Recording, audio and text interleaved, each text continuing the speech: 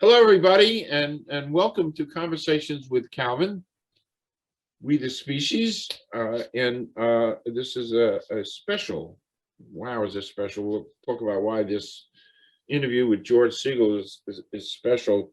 But a couple of preliminary things just to mention. It is June 23rd, therefore, happy summer, because it's summertime.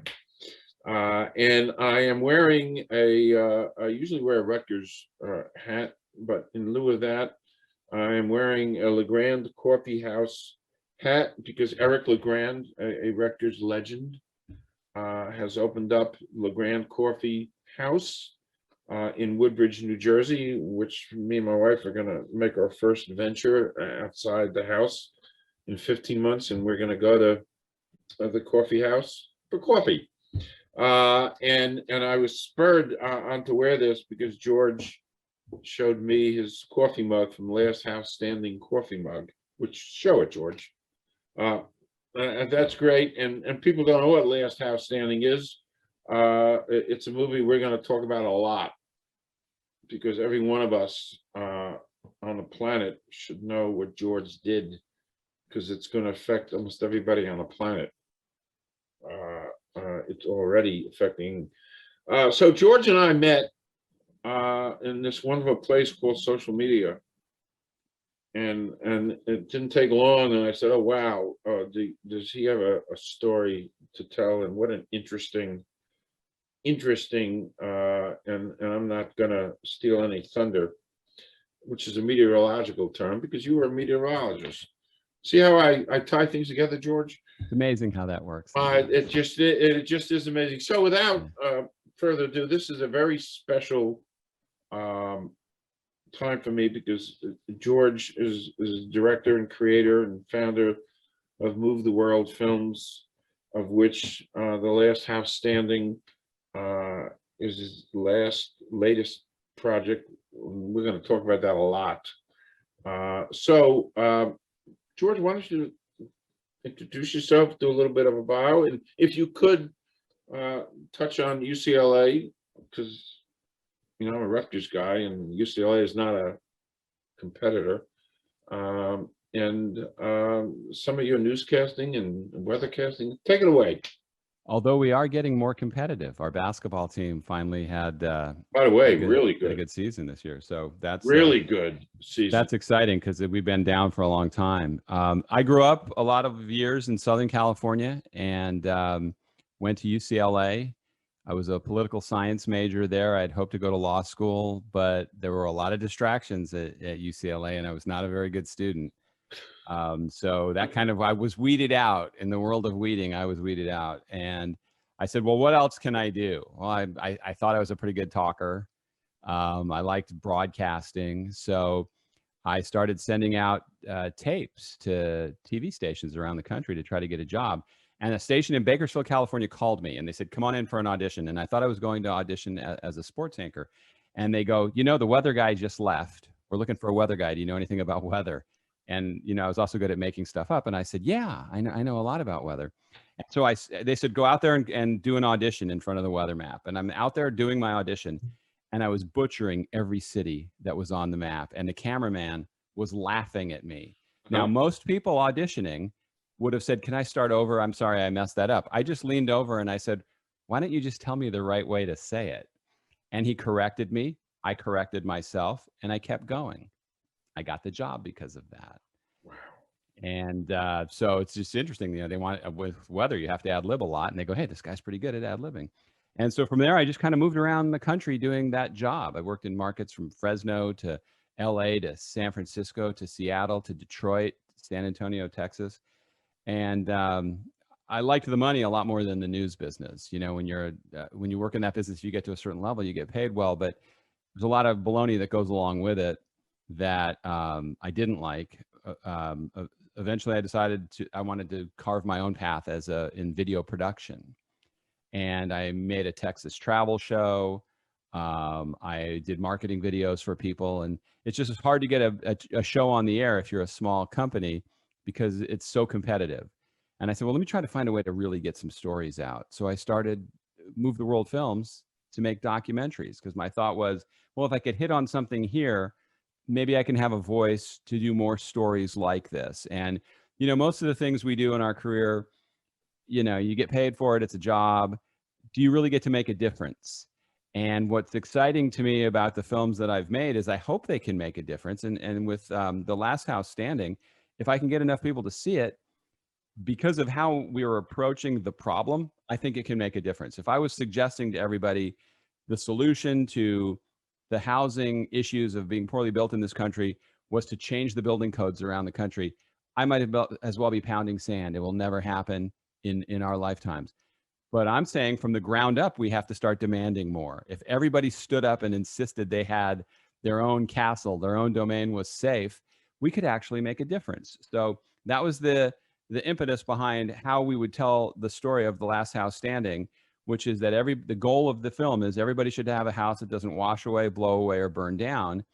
But we don't. Humans by nature blindly make choices and just don't think anything bad is ever going to happen to us. It's when you and I were talking the other day, I was equating it to, I'm going out in my car today. I don't think I'm going to get in an accident. It probably doesn't even occur to me. And then bam, I'm in an accident.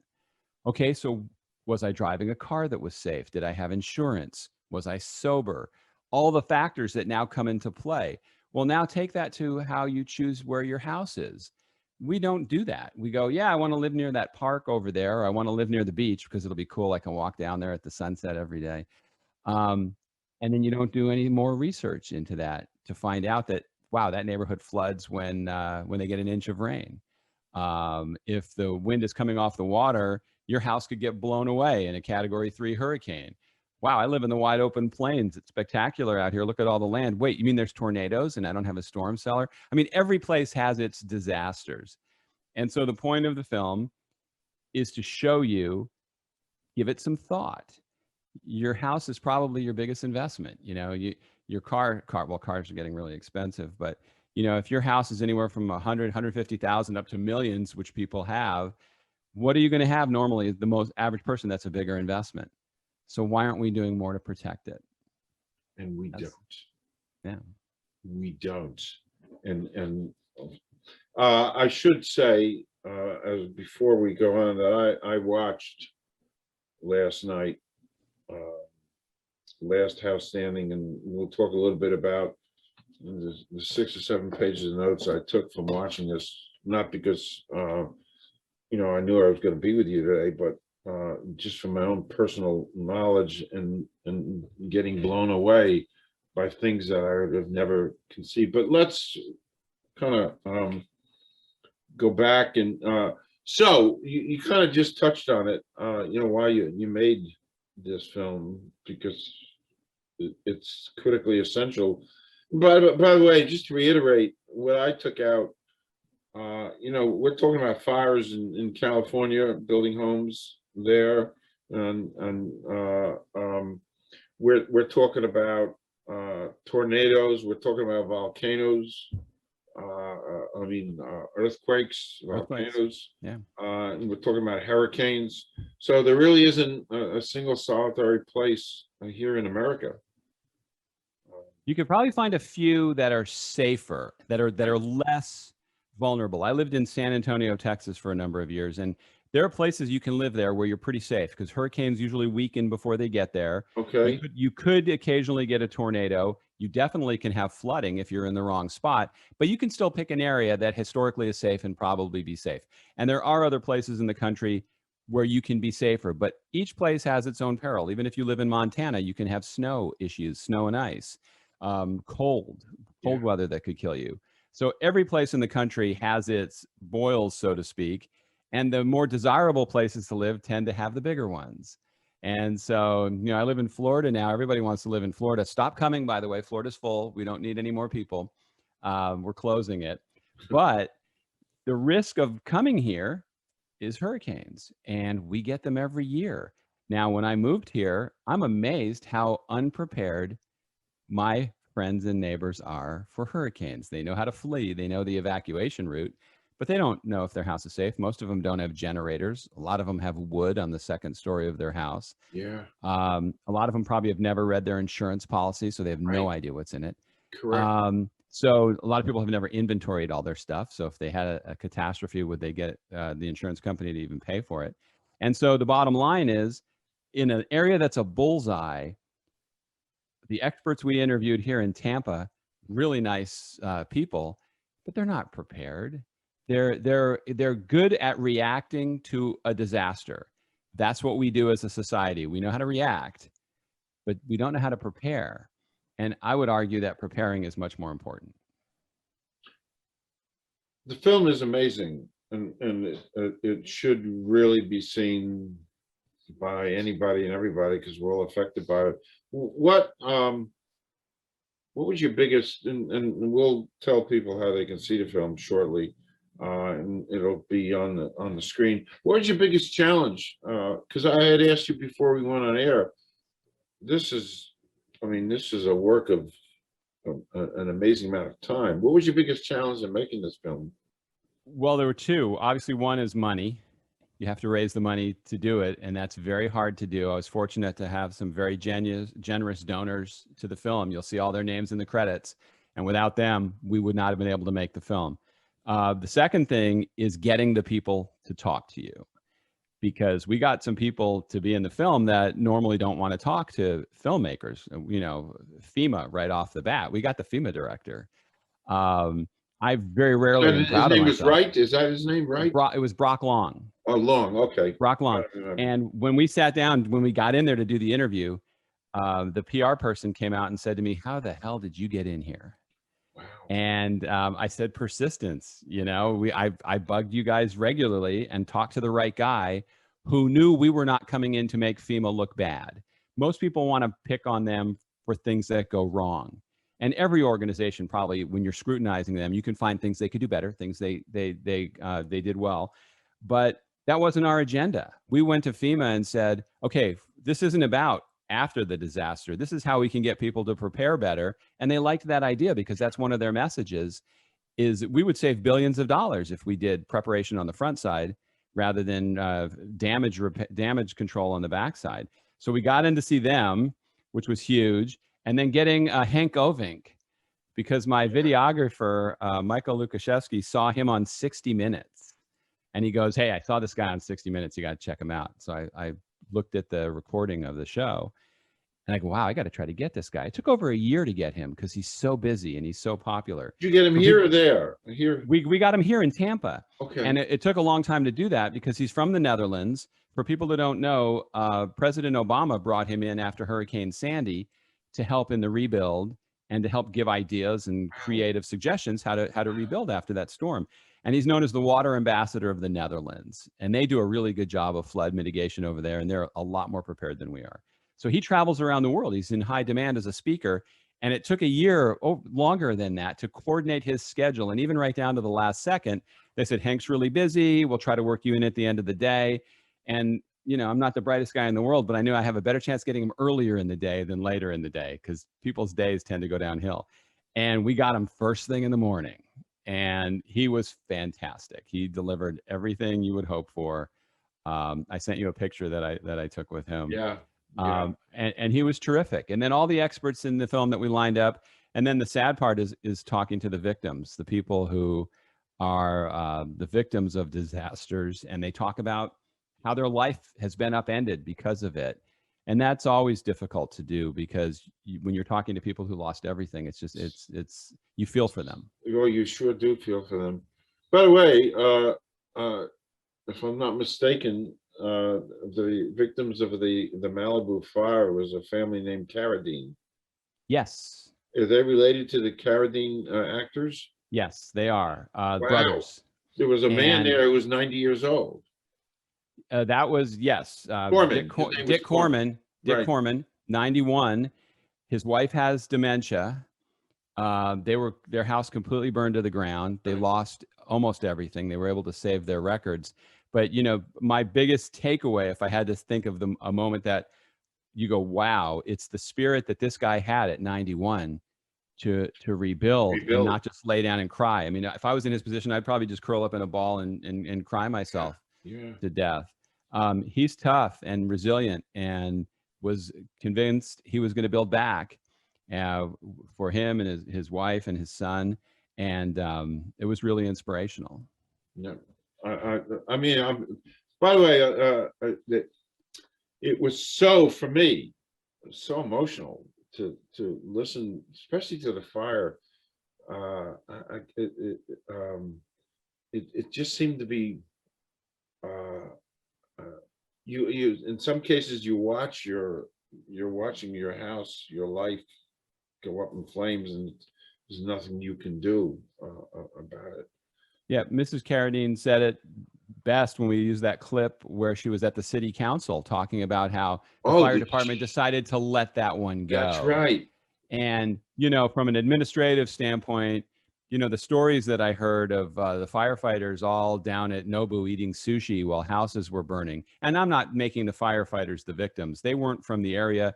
They're thrown into. They didn't know, right? Yeah, they didn't know what they were. It wasn't right to have them in such a situation that they weren't necessarily knowledgeable about that area. But the whole thing was just so mismanaged and poorly handled.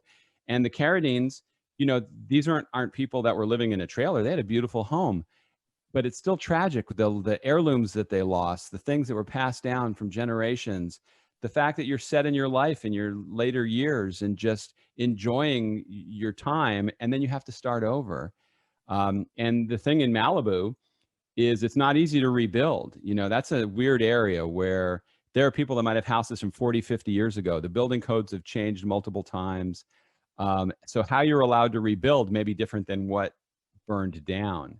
So even the process of getting your house back together is not easy. The mayor at the time told us a story about how when he went in to file his insurance claim, the insurance company denied the claim. They said, we're not going to pay you because he didn't have a mortgage. He had paid off his house. And they gave him a court date 2 years down the road that he gets to go in and fight the insurance company. 2 years. 2 years down the road. Now, in 2 years, that weasel mortgage company will pay him, or the insurance company will pay him because they have to. There's not a doubt that they have to pay him.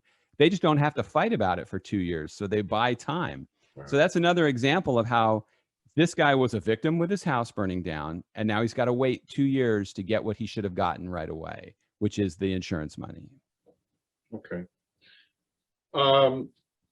Was there any, how did you ultimately decide on which kind of disasters? Well, actually, I think you pretty much covered them all.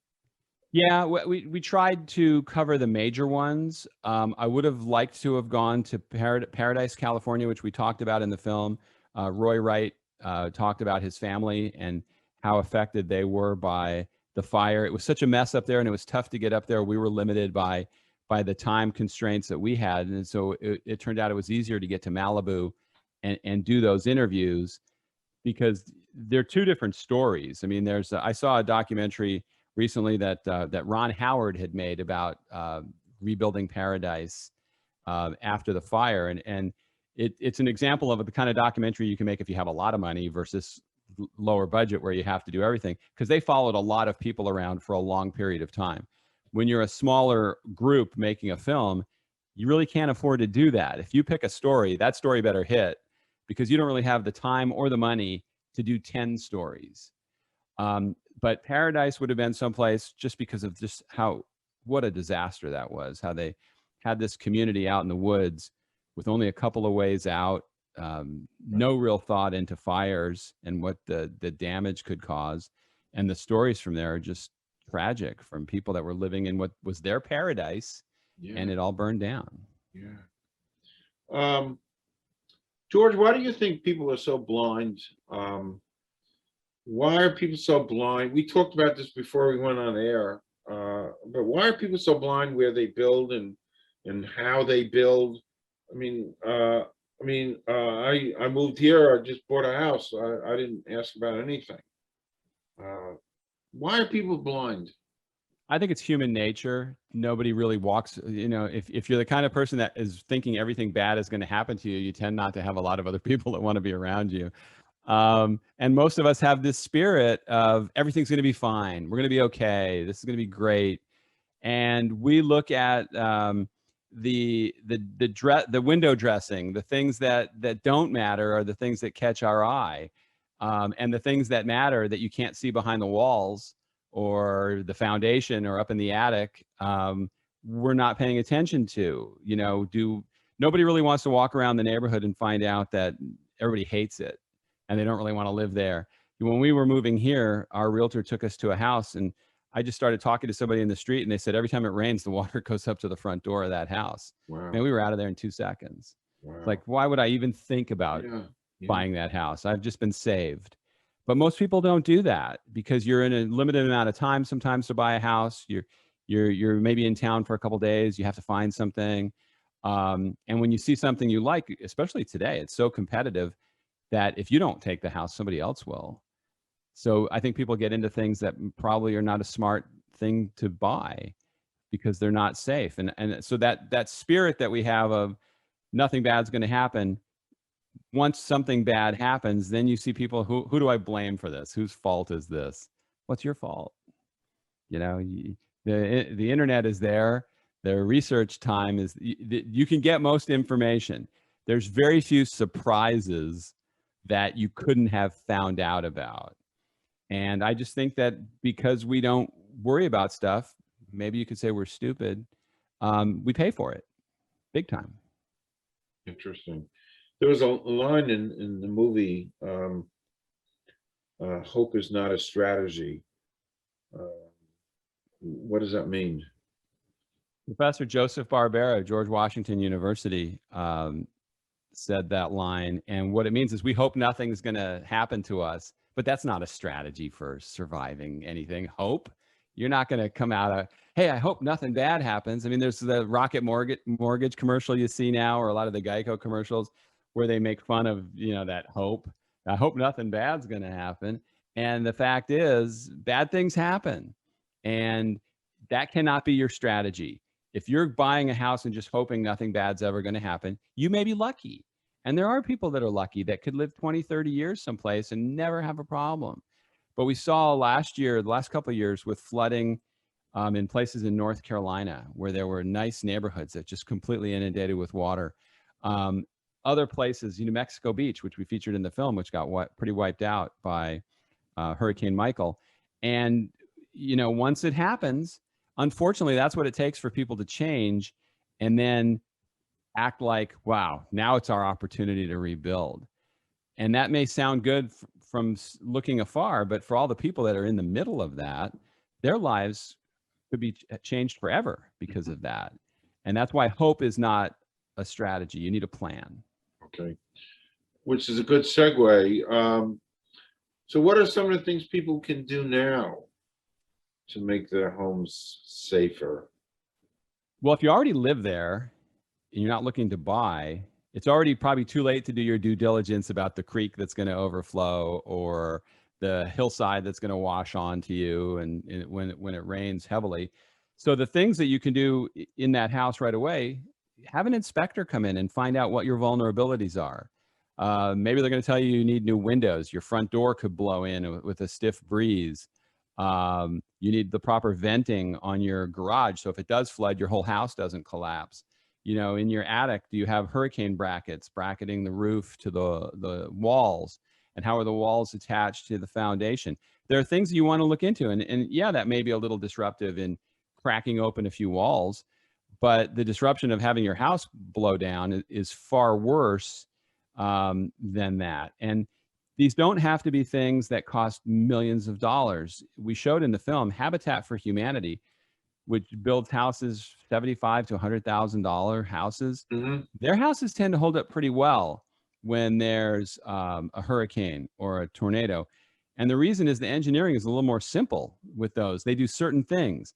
A lot of these other houses that have all the gables and the corbels and the bells and whistles, I bet they don't put 2 seconds into thinking what's going to happen if something bad happens. Habitat for Humanity seems to be doing that, and they do it very well.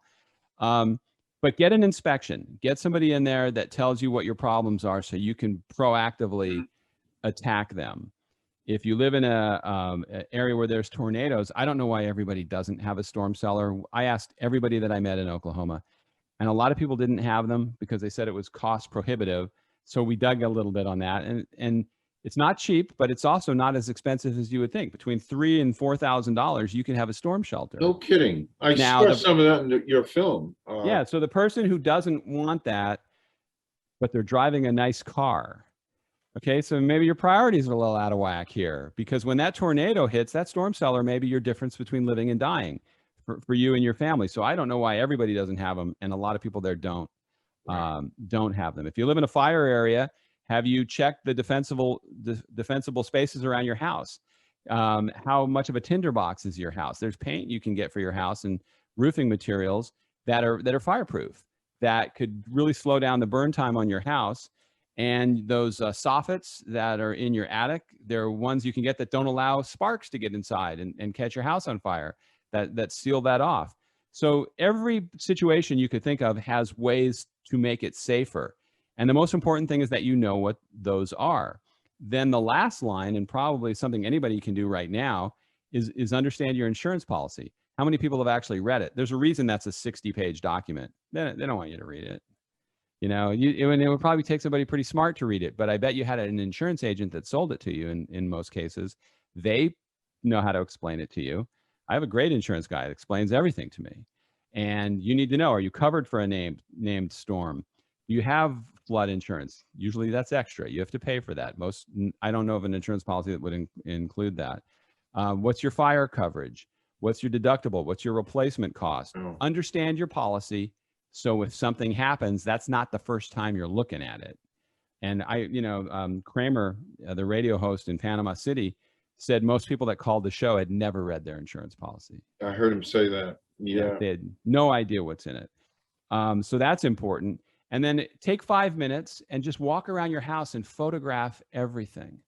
Because if a disaster does hit, and you say to your insurance agent, yeah, I have this big surround sound TV and this $20,000 wet bar, they're going to go, yeah, okay, prove it.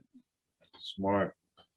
Well, here's my pictures. These are all the pictures of everything I have. And that increases your chance. You know, in a disaster, everybody's pounding on them to get paid. Make it easy for them to help you. What was that line from Jerry Maguire? Help me, help you. That's how you have to think. I want to be prepared. So if I have to go to my insurance company, because they're great at taking my money, they're not as good at giving the money back. I want to make it easy for them. Here's everything I lost. Mm-hmm. Interesting. It's funny. We had a flood here after Hurricane Floyd,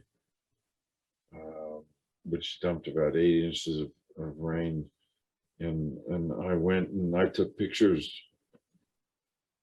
of everything that was damaged and sent it to the insurance company. So there was no, I took pictures of as the water was rising. I took pictures, the after effects, and it made it hard for them not to pay up. It's just what you said.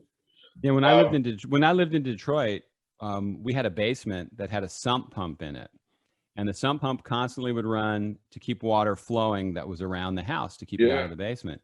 Well, it broke one night, and we had a foot of water in our basement. So I learned the hard way. First of all, you store things in your basement that are sometimes the things you can never replace. All those things of my old tapes from broadcasting, books, kids' toys, all ruined. The other thing I found out, the insurance company was a pain in the ass to deal with. And the company that was coming in that was supposed to clean things was worthless. So everybody failed us at every step. Wow. And it wasn't even, we weren't wiped out. This was just the basement. You know, a lot of things were fine in our house. So I'm not saying like poor me, but I'm showing that in a small thing where we had about 12 inches of water, there's probably $20,000 of damage. And it was a nightmare to get everything replaced. Now magnify that times your whole house. Wow. All your heirlooms and possessions. Your roof is leaking. You're displaced from your house. So the small taste I had made me not want to experience it on a larger scale. Okay.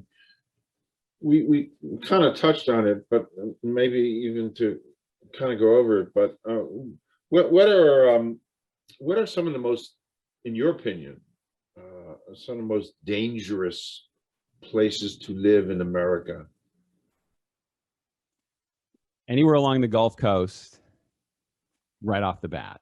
And Boom. we saw what last year, 4 hurricanes hit Louisiana. Yeah.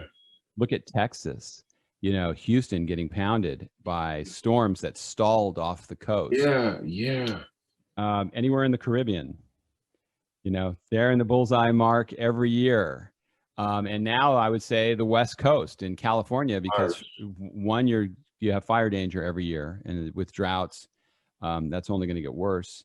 But the other thing is earthquakes, because as poorly as we think we build for hurricanes, as our expert in the film said, we really don't build well for earthquakes. I watched him. He was pretty scary. Yeah, when he said half the buildings will be uninhabitable. That's right. He in said LA that. and San Francisco. Yeah. You had these beautiful pictures of the buildings, the skyline of San Francisco, and he said they're going to be half gone, you know, and he said in not a long time from there.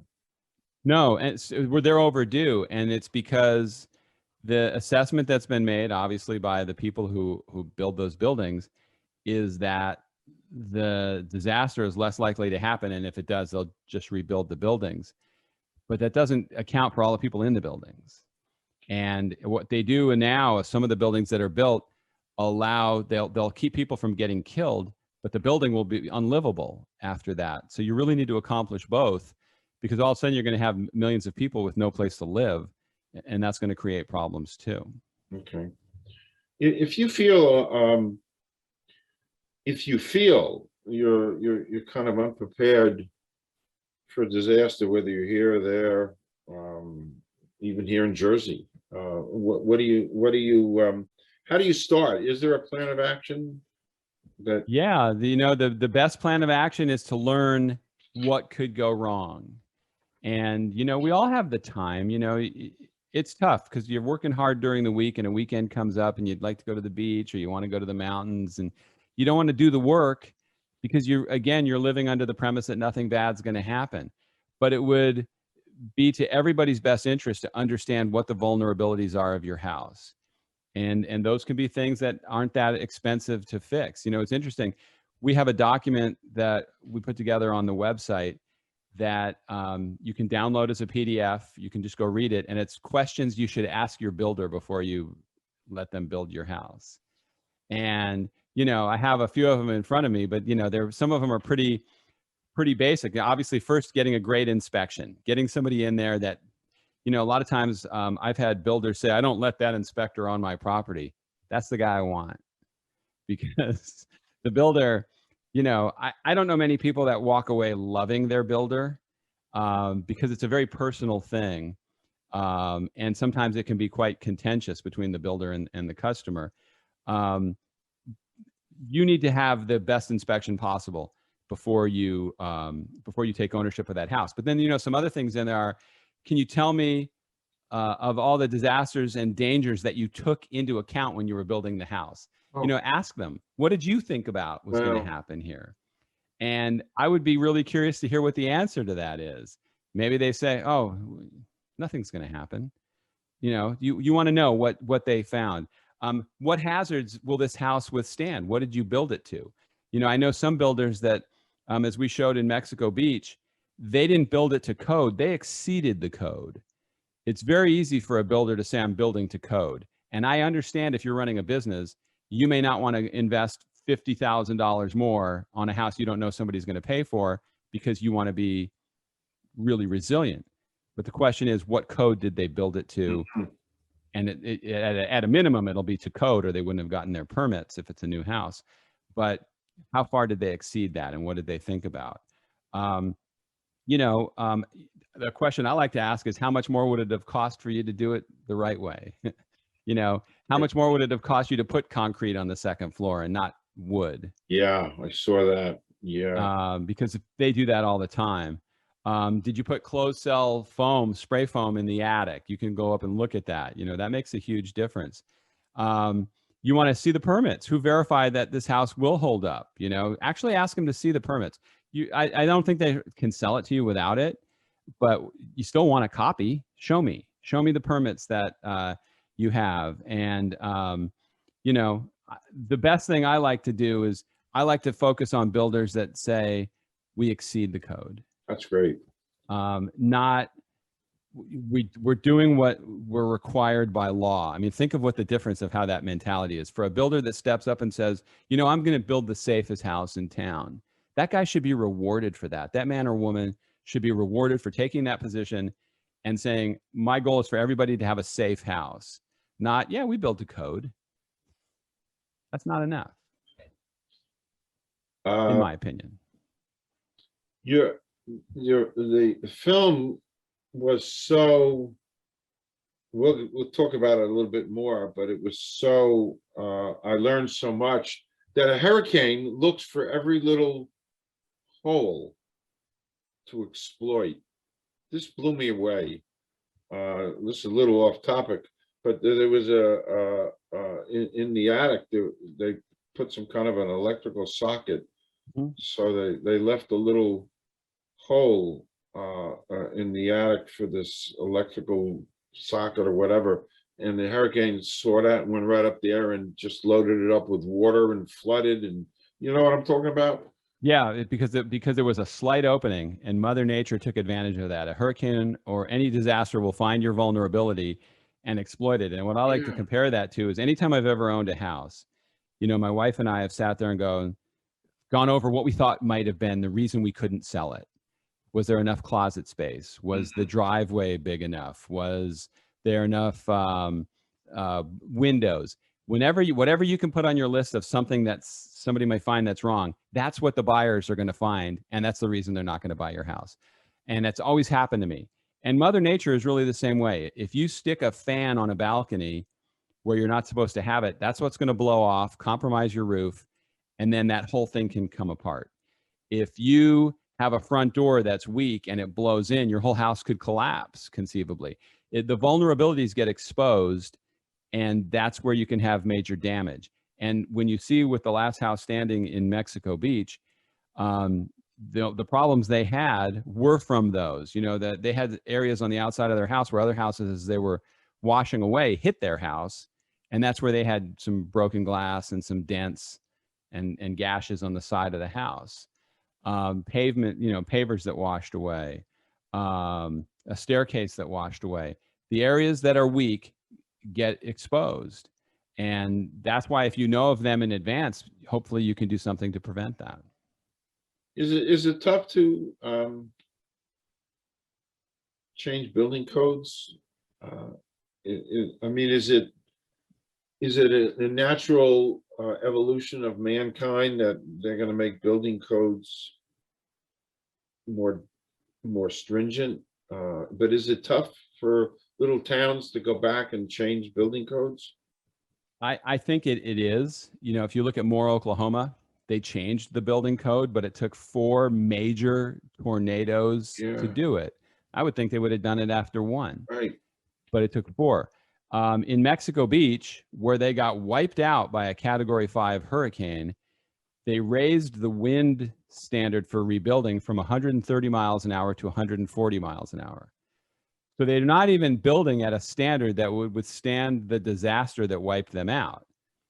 I think that's crazy. I understand the argument that, well, people wouldn't be able to afford it. It was not a wealthy community. So if you make the standard so high that everybody has to have a bunker, maybe nobody could afford to live there. I still think you have to raise the bar to cover what you know could happen, because you're really just hoping that's not going to happen again. And you know, that's kind of risky. The Builders Association has a lobbying group that their job is to lobby to not have the standards, the codes raised. So they don't want them higher. And I guess if you're a business, you could go, well, wow, it's going to cost us a lot more to build houses if the code is stronger. So the builders don't want, is it analogous to cigarette companies saying this, cigarettes don't cause cancer. Is it the same? I think it is, but you know, again, I don't want to condemn the entire industry and say they don't want to do it. When we interviewed the builder in Oklahoma, I asked him whose responsibility is it, the home buyer or the home builder, and he said it was the home buyer to demand more, because the builder may put it in there and then nobody buys it. Mm-hmm. So you're really asking them to roll the dice and hope somebody buys their more expensive home because it's safer. And that's why I think it's all part of a movement where those guys get rewarded, whether it's on Zillow or realtor.com, that the safer houses are the ones that get featured, that we put more emphasis on the builder that puts in the roof that has the special brackets, that does concrete on the second floor, and that society then goes, wow, Joe over there or Sally over there, the builder, they build a safe house, and then they get rewarded for it. But as an industry, they spend probably millions and millions of dollars every year, maybe more, on fighting building codes being made stronger. And so that's not really the thing that us homeowners want to see, you know, but they're still, it's interesting. Brock Long told me that when FEMA comes in and changes the flood rating of a neighborhood, and they'll say that your flood level used to be 9 feet and now it's 10, that people fight them and they argued about it and they didn't want that to be the case. Well, they're telling you that this could happen to you. What are you arguing about? You just have to figure out a way to live with it. Why are you lobbying to have the level kept lower? That's not going to save anybody. All it's doing is saving money on construction, but it's not saving anybody's life, and it's certainly not saving their property.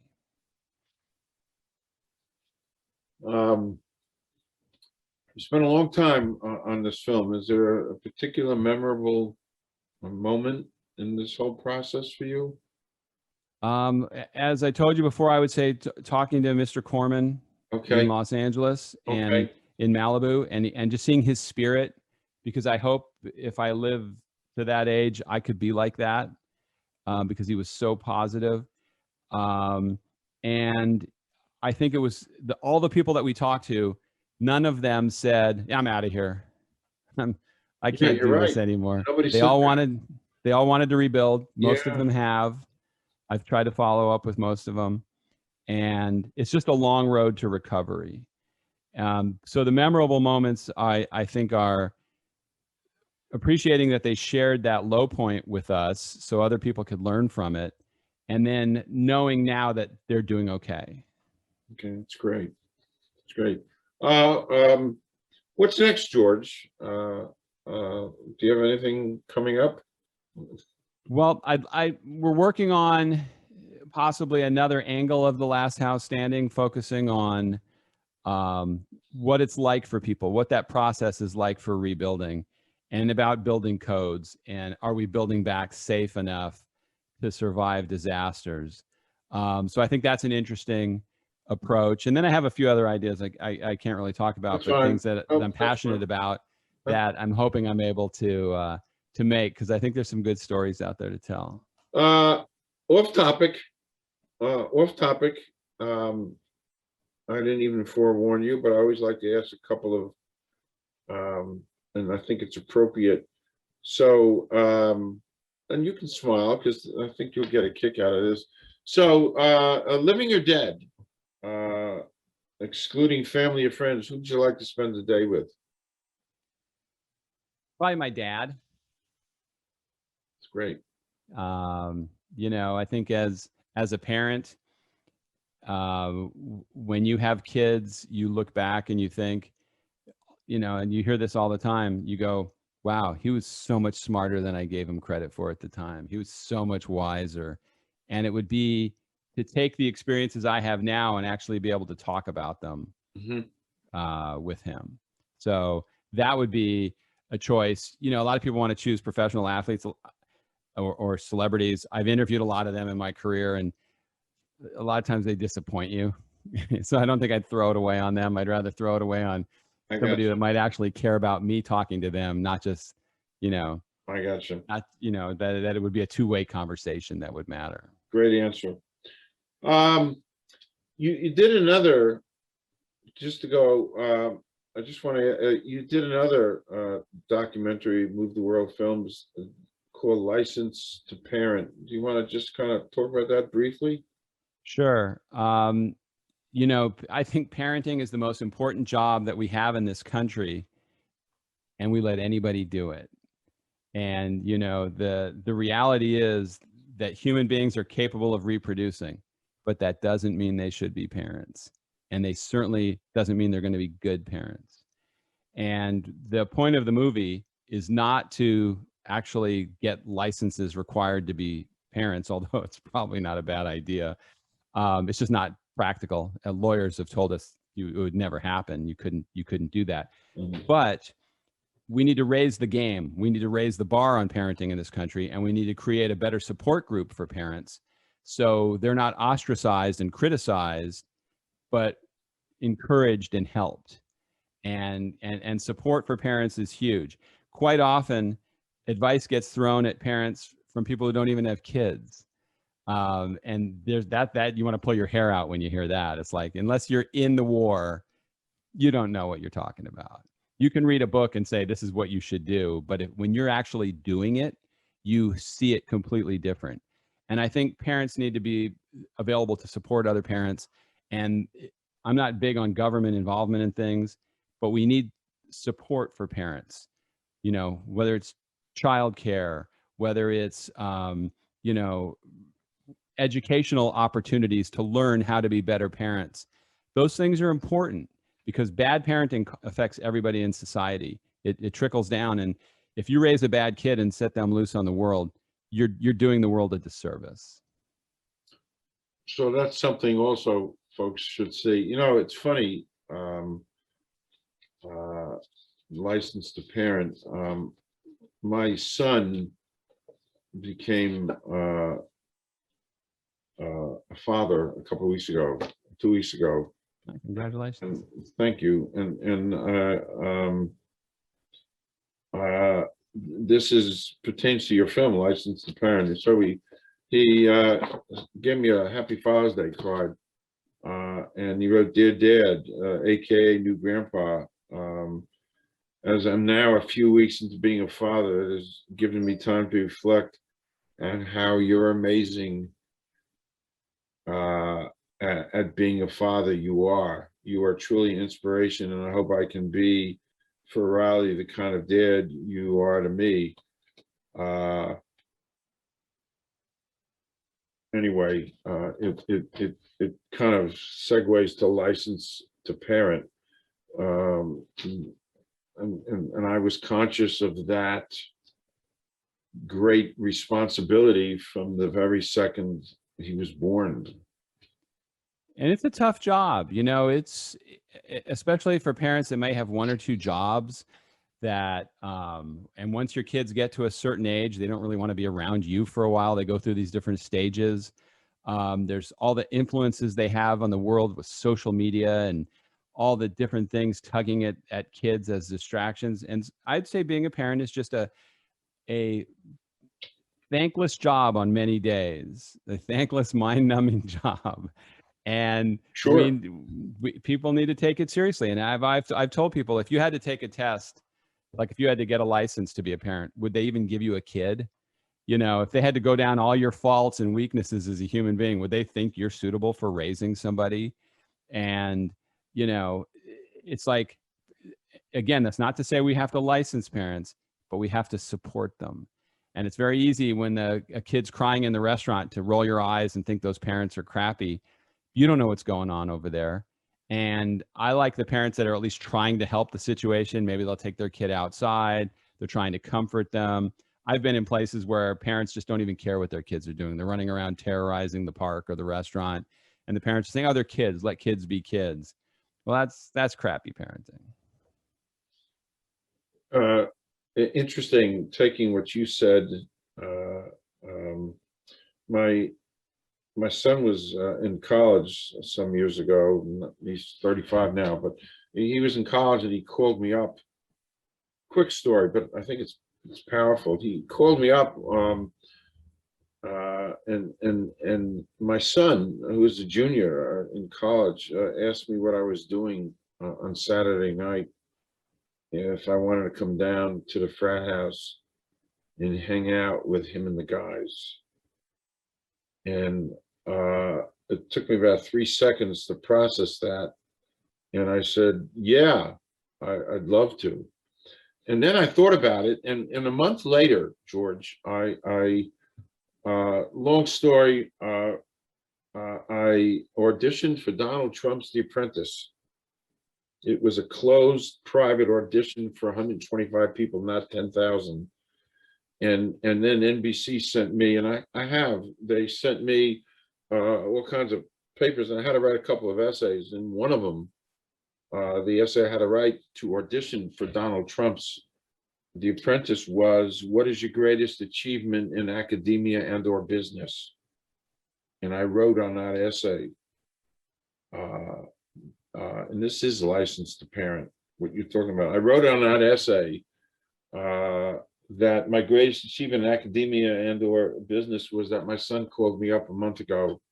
He's a junior in college, and asked me what I was doing on Saturday night, and he wanted me to come out and hang out with him and the guys, which means that I did my job as a parent, and I bonded.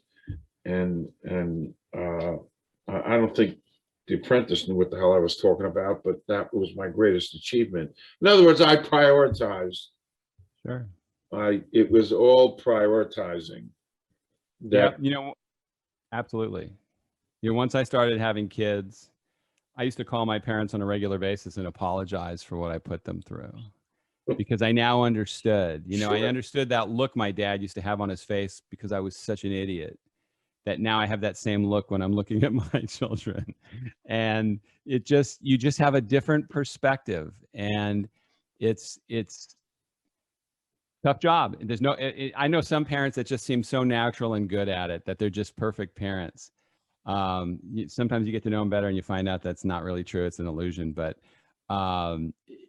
everybody has so many parents go through the same things. And if there was a way that more parents could share those experiences and let other people know they're not alone, they're not going through it by themselves, everything's going to be okay, or you need to do something about this, I think that would be a tremendous thing. Just winding down, we've accomplished what we had to accomplish. I did have a whole bunch of notes here on the last house standing, why I truly believe, not because I'm sitting here with you now, but people should really see this for so many different reasons, just even empathy and feeling and understanding. There was another question.